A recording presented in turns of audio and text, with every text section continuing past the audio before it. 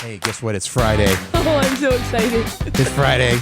Yay, we made it. Yes, Curt and Jen in the morning, our podcast. You know, we love doing this podcast for you. We recently moved to 3 days a week, Monday, Wednesday, and Friday. You should know that. Yes, we're based out of Seattle. You should know that in case you're national or international. That's true. We do have a few listeners internationally. I know. Thank you love for it. listening in all those places. We appreciate you tuning in and liking, following, subscribing, all the things. And we do our best to, make your day get off to a good start. Yeah, a little sunshine. Mm-hmm.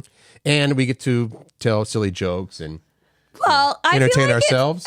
We learn a lot doing this show. I think that if you listen, you'll learn a little something and have some conversation starters with friends, hopefully, coworkers, family, all the people. Today, self-chilling beer cans. We're going to tell you about self-chilling beer cans. I can't say that very well. And floodlighting, which is a new dating trend. We're going to tell you about that.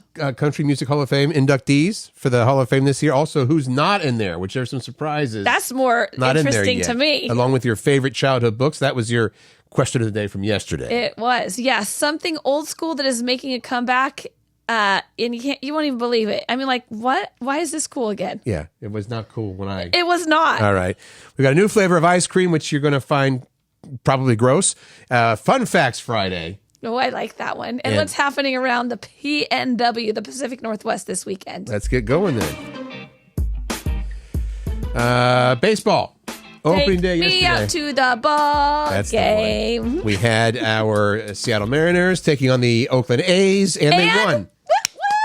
It's a good start to the season. Yeah, off to a good start, 4-2. The Mariners beat the A's yesterday, and it was a nice day for baseball too. Weather-wise, we did all right. It wasn't raining all over them, I don't think. It was. It was not raining. It was raining where I was. I thought it would look okay. Let me just rephrase that. I was like, this was not a good day for baseball. They were doing Weather Day. We were watching our friend Stephen Kilbreth do the weather. Yeah. From T-Mobile Park, and it's like, hey, it's pretty nice out. So I don't know if that changed during the game or not. I don't know. And also, our Seattle Kraken beat Edmonton 6-1. Which Curt is reporting on because he was there. Yeah, it was a good game. It's nice when you have a second period with like 4 goals and. Is that what it was? Yeah, it was like, goal, okay. Oh, another one. All right. Oh, hey, another one. Yeah, it was. And it's not just like that when you're there watching a Kraken game. It is like all the things get let loose when a goal hits. Yes. Joy. And you. So Waitress. Last minute, my youngest daughter, Macy, who loves musical theater, is actually in her high school musical class. She was telling me, Mom, I really want to see Waitress. I really want to see Waitress. But tickets were a little spendy. Right. It's actually going on at the 5th Ave right now through the weekend. It's been there for a while. And I was like, I just cannot spend the money. Right. But then I remembered they have a student discount rate. Okay. So I called the box office and they said, not only do we have a student discount rate, everyone can take advantage. Everyone can take advantage of day of tickets. Oh, okay. Curt, seriously, this is the way to go see shows. Wait till the day of? Well, you risk the kind of seats that you get. We ended up with some pretty decent ones, but $139 tickets last night were $50 each. Perfect. It was great. And the show, it probably is one of my top favorites now. I laughed hard. I didn't know it was based on a movie. Did you see the movie in, I guess, 1993 or something? It was titled Waitress with Carrie Russell. Yeah. Yes. I remember the movie. I didn't actually see it, but I remember that. I think Sarah Bareilles wrote the music to this, too. Oh, cool. Yeah, it was really, really good. All right. Glad you enjoyed it. Yeah. Highly recommended. Highly. Let's get on to inductees for the 2025 Country Music Hall of Fame. All right. And this is, every year when this comes out, whether it's for the Country Music or the Rock and Roll Hall of Fame, there is, so-and-so's getting in and so-and-so's. What about all these other people? So we're going to have both of those for you today. Well, and I'm surprised that they only do like 2 or 3 a year. Rock and Roll Hall of Fame is more than, I don't know if there's a limit, but yeah. I don't either. So here's who's in for 2025. Kenny Chesney. Mm-hmm. He's in the category of modern era. He sold like 35 million, albums. Oh, is that all? Been named entertainer of the year 8 times, Okay. Then Tony Brown, he is in the non-performer category which is only nominated every 3 years. So that's like for record producers and stuff, which he is. He has a 50-year career. And producing like for George Strait and Vince Gill and Reba McEntire. But he also played keyboards in Elvis Presley's touring band. I mean, I think that's a pretty cool thing to hang your hat on. Absolutely. He's been around for a little while. And then, surprisingly, this person is not in the Hall of Fame already, the Country Music Hall of Fame. June Carter. How is that possible? June Carter Cash. Nominated in the Veterans Era category. Oh, so they have a non-performer, they have a modern era, veterans era category. I guess that's a way they don't call it the old person's category. I feel like it's the, oh wait, she's not in. We forgot. She should probably be in. No, she's a veteran. She's not old. Anyway, so June is now in there with her career spanning over 50 years. So that's yeah, they're going to be inducted later this year. It's a big ceremony. But the people that are not in there yet. I was just going to say ... yet. That's a little surprising. Like on the list, Clint Black, Faith Hill, and Tim McGraw. And Shania Twain, very surprising to me. Brad Paisley's not in there yet either, who's one of my favorite guitarists of all time. He's so good. Are you seriously? Yeah. Oh, he's amazing. That surprised me coming out of your mouth because you're not like typically a country music fan, but that doesn't matter. These guitarists are phenomenal. Clinton Black, Dwight Yoakam. I'm a big fan of Dwight Yoakam. He's not in there yet either. No, they're great guitar players. Okay, love them. There you go. I mean, All right. I don't know about Shenandoah. Trace Adkins, he's the one that died recently, I think. No, I think that was Toby Keith. Oh yeah. No. Okay, keep going. Is that the guy that died? Toby Keith definitely died. Trace Adkins. Now we're looking it up. All right. We'll move on. We'll come back. How's that? Because we're on the country music theme. Dolly Parton's California Cabin just went on the market. If you want to live in Dolly's old house, you know what? It actually is not that expensive. You'd think, millions of dollars. So this is the deal. Dolly Parton once lived there. Trace Adkins is still alive. He's 63. Sorry. I just need to, keep going. Back in 1994, Dolly bought a remote mountainside cabin in Idlewild, California. She spent $126,000 on it. In 2023, she donated that cabin to the Ronald McDonald House Charities of Southern California. Okay? She just donated it. Yeah. So last July, the charity, Ronald McDonald House, sold the property, and now it's back on the market, $768,000. And that's a lot more than $126,000, obviously, but she paid that in 1994. If that was here and you paid $126,000 for a house in Seattle in 1994, it'd be $1 million home right now, easy. Yeah, for sure. So, it's all her stuff's in it, right? Mm-hmm.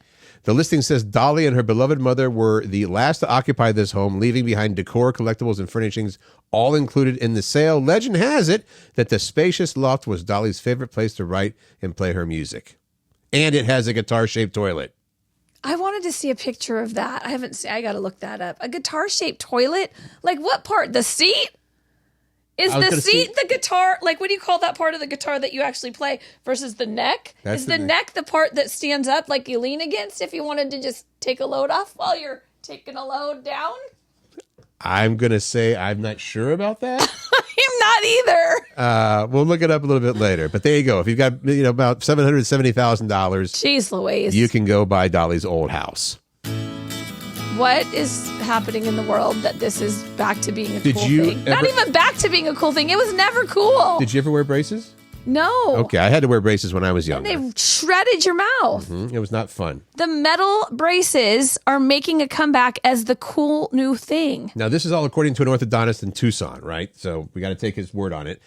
He says that kids beg him for metal braces now instead of things like Invisalign. He said they've kind of become this weird fashion symbol. I do not get it.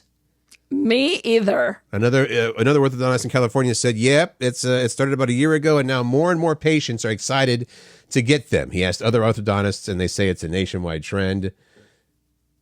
But you can get fake ones. No, you cannot. Come on. You can buy fake braces have also become metal a thing braces on Etsy, but experts say don't do it. They can cause infections, tooth damage, and be a choking hazard. I guess if they fall off. Your fake braces. You know what I'd say? If you don't need braces, don't get them. Like show off your beautiful pearly whites if you've got them that are perfect and don't need braces. That is the craziest thing. Yeah, we're gonna come back. We're gonna come back to that a little later in the show. Oh, that's true. Okay. Kurt Cruz, what's this new dating trend? Floodlighting It makes sense. Flood lighting. Okay. Flood lighting. This is from Huffington Post. We found this. Flood lighting did a big story. I'm sorry, the Post, Huffington Post, did a big story on flood lighting. That's when you expose way too much about yourself way too soon in the relationship, like maybe on a first date. They call it flood lighting. Okay. Right. Brene Brown. You like Brene Brown. I do like Brene Brown a lot. She's the author. Apparently, the term was coined in 2012, and it was said it was something to avoid. Quote, a lot of times we share too much information as a way to protect us from vulnerability. Now, I don't know that. I would just say you have 4 or 5 drinks and suddenly, yeah. When I was a kid, I did blah, blah, blah, blah. You shouldn't be having 3 to 4 drinks on a first date. That's dangerous. So recently, people have been doing this on purpose as a way to fast track a relationship. Like, okay, here's all the stuff about me. Like, right. Well, it's one of those things like, let's just put it on the table because let's not waste everybody's time. Here's my baggage. I'm an only child. I hate my dad. I'm on a cleanse. I have a ton of debt, and I'm banned from Walmart. Let me just take my luggage and put it on the table and open it all up. And of course, nobody's going to go on a first date. Oh, that's fine. They might say, ooh, that's a little spooky. Well, if you're both sharing. Right. Is that spooky? Especially the I'm banned from Walmart part. Which is just an example, but I love that. How do you get banned from Walmart? I don't even want to know. They're saying you shouldn't do it because it'll scare people off, but it's also just not fair to dump so much on someone you haven't formed a real connection with yet. So you may think, oh, this is the fair thing to do. I'm going to, you're going to find out all this stuff eventually. So maybe the second date or the third date. A little bit further down the line than the first date. All right. Before you dump all that stuff on somebody. Toxic workplace behaviors? There's those. Those exist. Wait, what? We were fortunate. I'm going to say this because I was just talking about it yesterday with somebody. You and I were both at KPLZ Star 101.5 for a very long time under the guidance of a very great guy named Ken Phillips. Yes. That is unheard of to have, that many people. I'd like to find out if we went around the country to radio stations and said, how many other stations can say that they had basically the same 6 or 7 people on the air for 25 plus years? Yeah, it was a long time. And it was not really a toxic workplace at all, I don't think. Towards the end, after Kent left, it got a little toxic. There were things that happened. But you know that sometimes you're stuck in a place where you love the work, but the workplace is toxic. We were fortunate we didn't have that, but a lot of people do. And you weren't there before Kent, because Kent hired you, is that right? Yeah. So before that was Casey Keating, and the general manager was Shannon Sweat, and those that are was some also good. Yeah. Okay. Real good. So how about this? Common toxic workplace behaviors. Maybe to look out about these because we had 22% of people saying people at work seem meaner than they were a year ago. So this sounds like the toxicity is building. There's a lot going on these days. I just hear my daughter. And I will not say much, but I'm a sounding board for her. And the things that are happening or not happening in the workplace are blowing my mind. I'm like, oh my gosh. So we have, I guess, to look out for the 5 most common toxic workplace behaviors. And make sure you're not doing these too. There's gossiping, unprofessional communication, which is gossiping in my... I suppose. Right? Yeah. You also take steps to avoid working with certain people. Need to work out your differences and figure that out, right? Yeah. Excluding coworkers in other ways. Don't do that. Mm-hmm. Taking credit for other people's work. That's always bad. Mm. You know what? They pulled the bosses as well, and half agreed employer behavior does seem to be trending down. So people are getting meaner. So bosses, what are you going to do about it, right? It starts from the top. Mm-hmm. Interesting. Hire an entire new staff. See, it's a blessing maybe that we don't have regular jobs, Kurt Cruz. From that aspect, I would go ahead and say it is a blessing. That part. Who's excited about self-chilling beer cans? Well, I'm not a huge beer drinker, but I'm here for listening. Okay. Tell me about it. This is an invention. It started up in the UK called Delta H Innovations. Has been working on something, called a cool can. It looks like an ordinary can, and you check the bottom, and guess what? It's got a cooling device in it.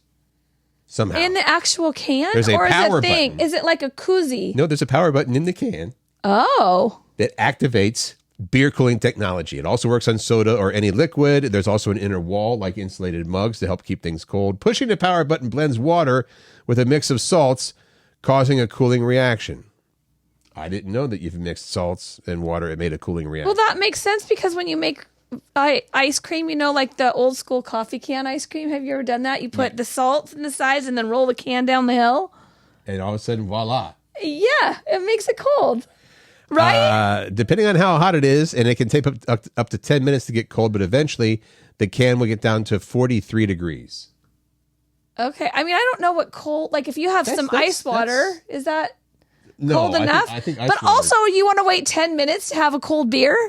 Well, you can start drinking before it's cold, I guess. I don't know. Ugh, okay. Well, apparently the best part is the cooling reaction continues every time you take a sip. Take a sip, it cools down again and again and again. Oh, okay, because you're shaking it. It's like, let me go back to the ice cream example, the homemade ice cream example. Unfortunately, it only holds 70% of what a normal can would hold. For 12 ounces, it has to be the size of a 16-ouncer. A tall boy, Yeah, or a because pounder, you got if you will. Yeah, a pounder, because you got the cooling device in there. So in case you're interested, that's something.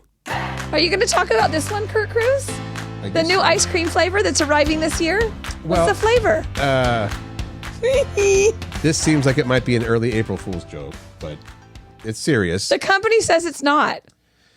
Debuting later this year there's a baby brand called Frida, all right? And in December, they are releasing breast milk ice cream. Yeah! That's kind of funny. They said on Instagram that it's due in 9 months. I know you love that pun. It's not made with actual breast milk. Good. I hear it tastes like sugar cereal milk. You know when you have sugar cereal? Yeah. I've never talked to anybody who tasted breast milk and somebody.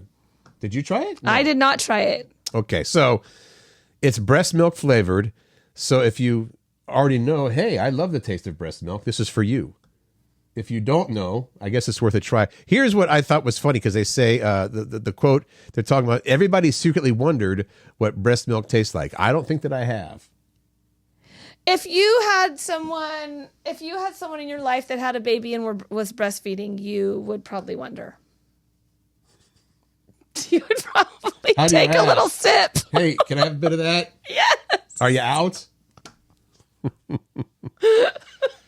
They're doing pre-orders here shortly. If you're interested in breast milk flavored ice cream, you can sign up and be notified. So they're not putting their own breast milk in it. No, it's just flavored like breast milk. Imagine the taste testing in that scenario.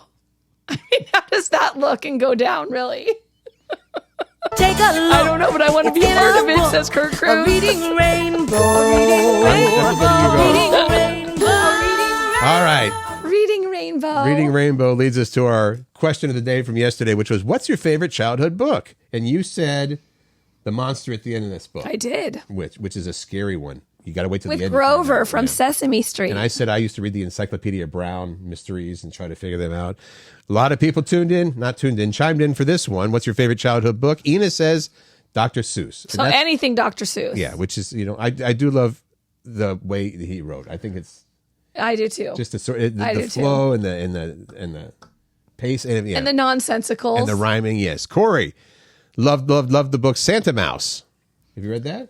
Yeah, she loved it as a kid and has given it as a gift to many children throughout the years. Nice, I love that. Jackie said the last of the really great Wang Doodles by Julie Andrews, the actress. Such a great story. She says, I don't know that one. No, I didn't know that Julie Andrews had written a children's book. Jeanette says Mrs. Piggle Wiggle. Mm-hmm. Amanda says Frog and the Toad are friends. Frog and Toad. I love it. They had several adventures together, right? Yeah, I love that that's the first book that I became a reader. Like that was her, and I launched into I'm a reader. Wow.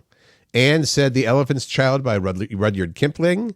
And Kathy, Mr. Popper's Penguins. I've seen the movie, not read the book. I haven't. Some of these are new books for me. Jimmy, The Mouse and the Motorcycle by Beverly Cleary. I love that author. Did she do the Ramona books? Yeah. Okay. Yeah. Good job, Curt. Ramona and Beezus, right? Beezus? I think so. Is it Beezus? Beatrice. No, Beezus. Beatrice. Leslie said, check on that one. The Giving Tree. Randy said he liked as a kid A Light in the Attic and Where the Sidewalk Ends. That's a good one too. And then Patrick had a song called a book he read called Shock-Headed Peter, which was his favorite. Keep going. I'm looking. Laurel, the Happy Hollister series. I read every single one of them and saved them, and my daughter read them. Me and my daughter read them all the time. Curt Cruz, you're right. Beezus and Ramona. Ramona the Pest. Henry and Beezus, Henry Huggins, What do I win from Risby, Do I get a bragging prize? rights like I'm right, you're wrong. So where are we at here? Thomas said, "Who is root beer?" Is that a book? Yeah, I guess it must be. I don't know. Okay. I'm looking up something else. Keep going. I just want You're to going see. to read some of these. Oh, well, I have things to research. Okay, where are we? Debbie said the Whispering Rabbit. Oh, Phil said the Hardy Boys series. Those are classics. We had a couple people saying a tree grows in Brooklyn. That was Jan and Ann both said, I love a tree grows in Brooklyn. And then Ann said, Heidi and my friend Flicka. I don't know. Oh, Heidi is one book. And okay. My friend Flicka is another one. I'm like, wait a second. Ooh, Carrie says, Jen, my favorite is also the monster at the end of this book. It's a goodie. All right. Jenny said, it's called The Doll and the Teddy Bear. Love it so much. My sister found it for me at a book sale. Oh, see, that's the best thing, too. You know, when you have a favorite book from your childhood and then you get it as a gift. Love it. It's a good one. Danielle said red shoes. Cindy likes the pokey little puppy. Pauline said my favorite book from my childhood was Corduroy. And then Barb said I read all the Mrs. Piggle Wiggle books along with Charlotte's Web, Grimm's Fairy Tale. Oh, Grimm's Fairy Tales can be kind of scary. What did you find out? I found out something. We are both right, Kurt Cruz. Beezus is Ramona's big sister, but her real name is Beatrice. Beezus Quimby. So we are both correct. The books were Ramona and Beezus. Her name was Beezus Beatrice, is the name. though. That's what I remembered. Beezus. Okay. We're both right. We're both right. We're both right. Thanks for your book. Yeah, thank you for sharing. I love that. That's not what we want. It isn't? No. Okay. What do you want? Another button. This Nope. one? No, none of those buttons. Here, you want to push a button? Yeah, I do. No. Go. Ways There that we you're go. supposedly pumping gas wrong. All of us apparently are pumping gas wrong, according to this guy on TikTok. So Of right course. away, It's a guy from TikTok, so it's got to be right. He's got to be right. he's 4 ways that you might be pumping your gas wrong. Okay? Does he have any credentials about this? Probably not, right? Just that he's on TikTok. Just as a guy on TikTok. Okay. So, and here we have actually his suggestions, and also, if it actually is saying things, and maybe these are rumors that you've heard about pumping gas. Fill up in the morning or at night, it says. This guy says gas expands when it's warm, so you get a little more for your money when it's cold out. You won't save enough to retire on, but it won't hurt. And then Consumer Reports said, you know what? In theory, yes, this is true, but don't worry about it. It's only going to save you a few cents at best. I mean, every penny counts nowadays. Put the nozzle clip on the lowest setting. So you're gonna put the gas in and you put the automatic thing on. He said put it on the slowest setting.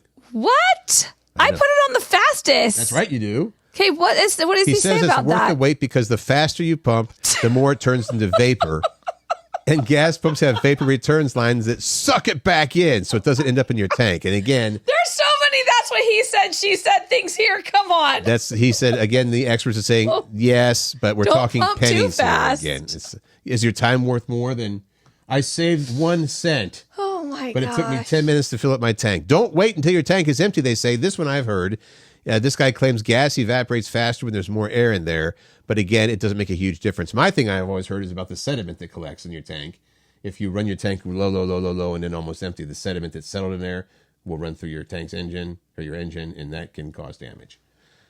Uh-oh. The real reason they say to follow this advice is gas tanks have sediment at the bottom. When your tank is low, it Somebody can clog up said your that. filter. Like Yeah. that's somebody for real. Like Right. Consumer Reports. Okay. It doesn't have anything to do with the fact that there's more air in there, according to this guy. Finally, don't gas up when a tanker truck is there at the gas station. That I don't know. I've heard that. Well- I have heard that because it mixes up a thing, like all the stuff. Again, it's not a big deal, but those underground tanks have sediment too, so it gets Yeah. stirred up each time they're filled. The experts say it could mean more gunk gets in your system, but your car has a fuel filter. Gas stations have filters too. If you want to be extra careful and you see that there's a tanker truck at the station, go to a different station. But it probably won't make a difference. And the amount of money and gas that you spend going to the different station is probably, well, this is not about saving money. This is about avoiding sediment. Did we just waste people's time with that segment? Like we just listed things that were like, okay, but really no. No, I think, well, it wasn't a waste of time as much as we're like, this guy's full of it. Okay. There was one that was good.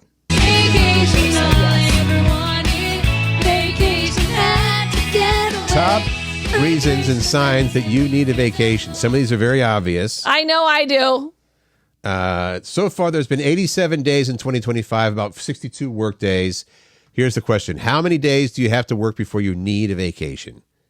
And this does not actually narrow down how many days. What this says is top signs people need a vacation. Every one of these, to me, is top signs that you need to get to the weekend as well. Yes. Here, I'm going to go through some of them. Go. Feeling burned out. Daydreaming about a trip. Getting irritated with others, at least more than you normally do. Right. Feeling fatigued no matter how much you sleep. What Having else, low Kurt? energy on weekends. Is that us? I have high energy on weekends. Feeling brain fog, completely forgetting tasks, misplacing items, making mistakes at work, and checking emails even when you're off the clock. Doesn't everybody do Some that? of those, many of those, brain fog, misplacing items, making mistakes, that could just be perimenopause too. Low energy Right. Or aging. or aging. Well, that's perimenopause. For you, well, I'm like, whoa, I'm not having perimenopause. And I do all these Okay, things. aging. Yes, for you, aging. For me, also aging, aka perimenopause. It sounds Okay. to me like you can take a vacation any old time, and you should. Yeah, absolutely. You should be taking vacation. Your vacation time should be depleted by the end of the year. It's there for a reason. Interesting choice of music. What's happened? You hit the wrong button. There is a new, I did not know this. I wanted to put this in because I don't know that I'll read this, but I know my daughter Riley will because she reads books nonstop. Okay. The new Hunger Games book is out. It has been out for a little bit. It's a massive hit, as we all would expect. Right. It's called Sunrise on the Reaping. Sunrise on the Reaping. It's a new installment in Susan Collins' dystopian series. Sold more than 1.5 million English copies in the first week alone. That's twice as many as the last book and 3 times as many as Mockingjay in 2010. So, and also a film adaptation that's already been in the works since last year for a Hollywood franchise that so far, this is the Hunger Games franchise, has only earned $3.3 billion at the box office. I'll go see the movie. I probably won't read the book. That's a lot of billions, isn't it? It's a lot of billions. I mean, 3.3 billion. It's a lot of US dollars. Okay, say it. Fun Facts Friday. All right. Let's go. It is Friday. Fun Facts Friday, as always. We think that these are fun facts. We're sure that you're going to, too. They are fun facts. Like the average dollar bill, get this, has 3,000 different types of bacteria on it. So when you get those dollars, make sure you lick them. Taylor Swift holds the record for most consecutive #1 albums with 14. Kanye West and Eminem have had it 11 in a row. Then it's Jay-Z with 10. And the Beatles, measly streak of 9 consecutive #1 albums. I think that they may have only had 9 albums. No, they've got more than that. It's albums, you said, right? Not songs. Yes. #1 albums. Wow.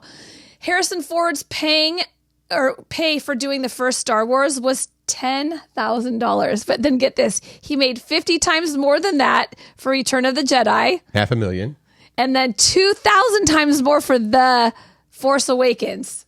Got $20 million for that. So that's a good pay raise rate, wouldn't you say? That'd be nice if that happened at regular work, you know. He went from $10,000 to $20 $20 million.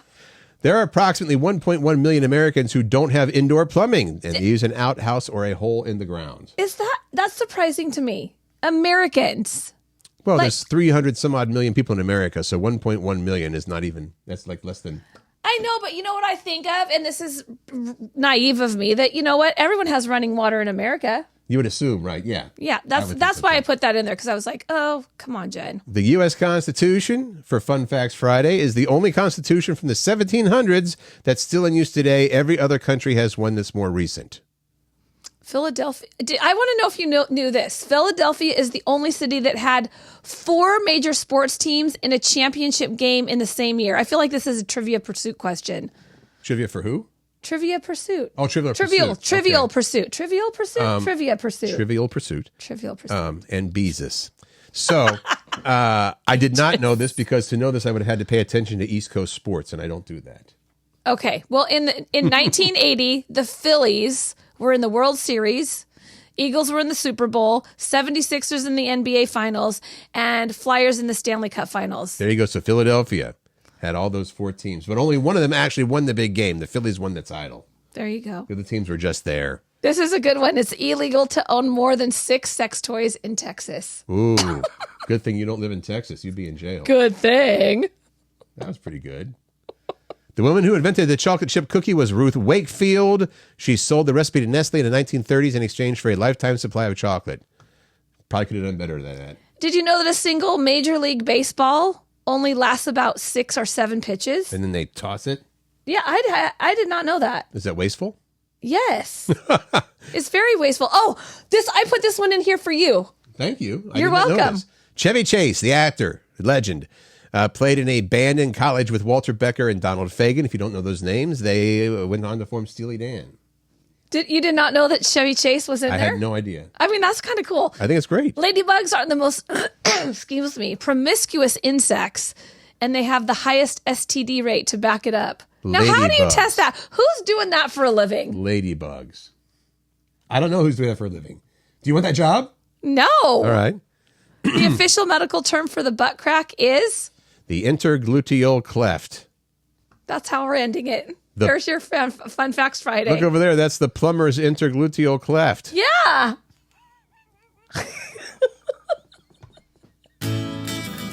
I couldn't spell that. You did? Intergluteal Cleft. cleft. How about movies and stuff going on in the movies opening, stuff going on in the Seattle area this weekend? The really big one is the death of a unicorn. Which sounds horrible in the name, but Paul Rudd and Jenna Ortega, you're going to do good there. They're a father-daughter duo. They accidentally hit and kill a unicorn. The unicorn's parents want revenge and try to hunt them down. So Vengeful Unicorns. It is a comedy horror film. Enjoy. Oh, a working man. This Jason's, how do you say it? Statham. Yeah, Jason Statham. He is known for these kind of movies, right? Like he's like badassery happening. Badassery. That should so be the he name of stars all the in a working man. Then there's The Woman in the Yard.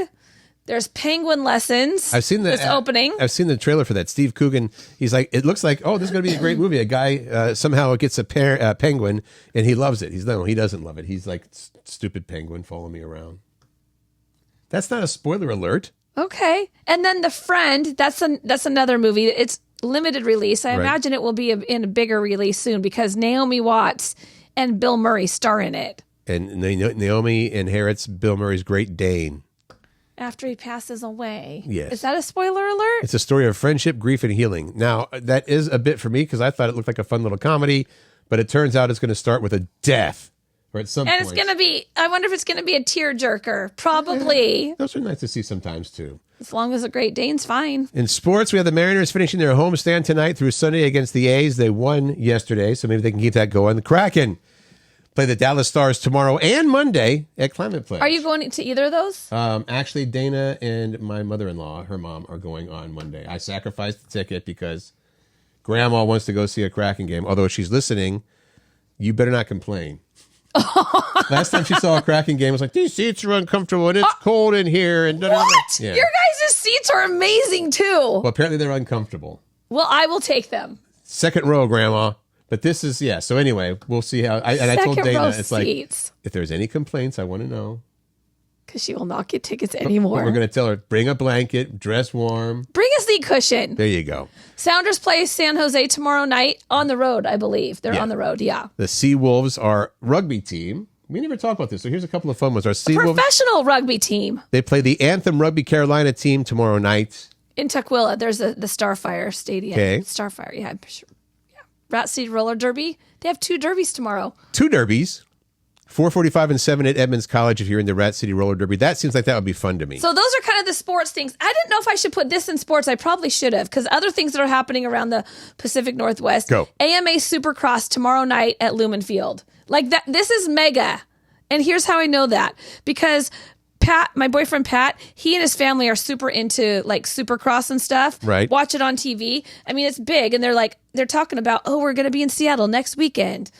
So it's a big thing. So this is a race. This weekend. Is not the one where they do a ramp and they jump like 50 feet in the air and do a trick, right? No, this is a race. A race is, okay. It's going to be a muddy race because it's so rainy. Waitress, the show that you just saw and loved, that Really wraps up good. run at the Fifth Avenue Theater this weekend.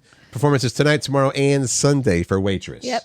I put this in here because this is a good family thing, and it's my kind of ballet. Beauty and the Beast is a 1-hour narrated production designed for the younger audience because it's only 1 hour. Right. At the Pacific Northwest Ballet School students are doing this at McCaw Hall, happening tomorrow and Sunday. I think it's a perfect ballet because, again, It's 1 hour. It's 1 hour. That's why it's your favorite. 1 hour, people. Tomorrow and Sunday, you can see unusual creations by 100 artists and crafters at Odd Mall Emporium of the Weird. There's also food trucks there, Evergreen State Fairgrounds in Monroe. I think that sounded interesting. What and if I it's saw weird some of the food? pictures of the things that are there. Is it weird? It's a little creepy, some of the things. Yeah. I'll try weird What are you food. doing this weekend, Curt Cruz? Well, 2 fundraisers, actually. 2? Well, it's a company. We've got multiple sets we can send out. Okay, tell us what you're doing and tell us what your company is, just real quick. Sound and Sight is the name of the company. We do audio, video, lighting for fundraisers. If you want audio done right, Curt Cruz is your person because he's meticulous about how audio is. Well, it's important too, and I think people It overlook that is. sometimes. Yeah. You go to one of these fundraisers and hear, that's not good. Sound, audio, visual, you do all the things. So the one is at St. Therese School, another one at Eastside Community School, raising money for them. What are you doing this week? Wait a second. If people want to hire you because they have they have their business or See, look at a you. You're such a charity, good little promoter. what do you want? How do people get a hold of you? Soundandsight.com. Soundandsight.com. Check it out for All right. Curt Cruz. Thank you, friend. What am I doing tonight or this weekend? I have a couple dinners happening with friends over the weekend, and on Saturday I'm going to be in Cedro helping with the house remodel. Cedro is Cedro Woolley. Yes, sorry, Cedro Woolley. What are the people that live there called? The S-dubs. That's it. That's it. What are the people that live there called? S-Dub? No, they probably call it Cedro. Or they call it Woolley. I don't know. I'm new. Here's a story that's going to lead to our question of the day. Well, it's not really a story. Well, here's what brought it up because of those braces. The old school braces making a comeback, which Right. seems a little ridiculous. So the question is, what old school things need to make a comeback? I'll give one example. Let me see. Let me think. Can you know one off the top of your head? Well, I liked the example that they gave when I was reading through some of this. Which is? Drive-in movie theaters, and it says, can you imagine how many friends you could sneak in with a Cybertruck? Oh, wait. If you own a Cybertruck, you don't have any friends. But That's terrible. I thought it was funny. Somebody suggested rotary phones. I don't want to go back to that because, I had a friend, this is, I guess, what's grade? Doesn't matter. Sixth, 7th grade. Jimmy, his phone number was like 887-8897. And I was All the long numbers, like, Shum. you know what it says? People seemed so much more patient in the world when they had to take a half hour to dial a number with a 9 in it. Or multiple nines. Or multiple nines. There might be something to that. So there you go. What's old school things need to make a comeback? We'll be back on Monday. I'll post it on our Facebook page, Curt and Jen in the morning. That's what we're called on Facebook. Follow us, like us, and it should fill up on your feed. The question, you'll see it. Or be a friend of me or be a friend of Curt, and then What she said. That's what you need to do. be our friend. We are your friends. Be a friend. We are your friends. We love it. Thank you so much for listening. And again, like, follow, subscribe. We would love you for that. We're going to be back Monday with a new episode. In the meantime, have an awesome, fun, memory-making weekend. Make good choices. Find joy. Spread kindness. And laugh. Have a good one.